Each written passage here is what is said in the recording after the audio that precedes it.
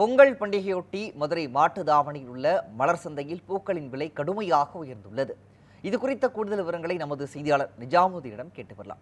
நிஜாமுதீன், வணக்கம். நாளை நாடு முழுவதும் பொங்கல் பண்டிகை கொண்டாடப்பட்டிருக்கும் சூழ்நிலையில் பூக்களின் விலை மதுரையில் எந்த அளவிற்கு உயர்ந்திருக்கிறது, எந்தெந்த பூக்களின் விலை எவ்வளவு உயர்ந்திருக்கு தொடர்பான பூக்களின் கள விவரங்களை பதிவு பண்ணலாம். நிச்சயமாக நாளை தமிழகம் முழுவதும் பொங்கல் பண்டிகை கொண்டாடும் நிலையில் மதுரையில் 2வது நாளாக மல்லிகைப்பூவின் விலை கிலோவுக்கு 3000 ரூபாய்க்கு விற்பனை செய்து வருகிறது.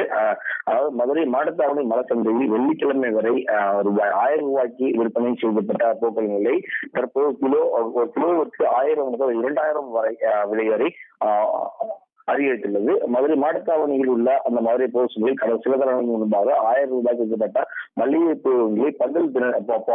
விலை பொங்கலை முன்னிட்டு அந்த விலையானது கடுமையாக உயர்த்தப்பட்டது. ஏற்கனவே மல்லிகைப்பூ விலை கிலோ ஒன்றுக்கு 3000 ரூபாய்க்கும், பிச்சிப்பூ மற்றும் முல்லைப்பூ விலை கிலோ 2000 ரூபாய்க்கு விற்கப்படுகிறது. மேலும் அந்த மெட்ராஸ் மல்லிகை கிலோவும் ரூபாய் 2000க்கு விற்கப்படுகிறது. இதனைத் தொடர்ந்து சம்மங்கி, செவ்வந்தி ஆகிய பூக்கள் விலை கிலோ 300 ரூபாய்க்கும், செண்டு மல்லி கிலோ 100 ரூபாய்க்கும் விற்கப்படுகிறது.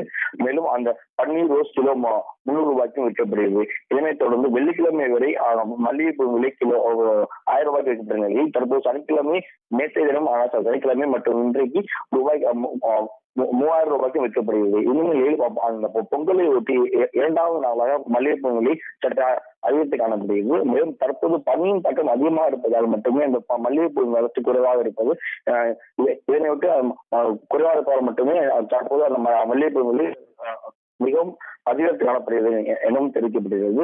மேலும் இந்த நிலையில் பூக்கள் விலை நேரம் செல்ல செல்ல அந்த பூக்கள் விலையானது அதிகரித்து காணப்படுகிறது எனவும் வியாபாரி தரப்பு தெரிவிக்கப்படுகிறது.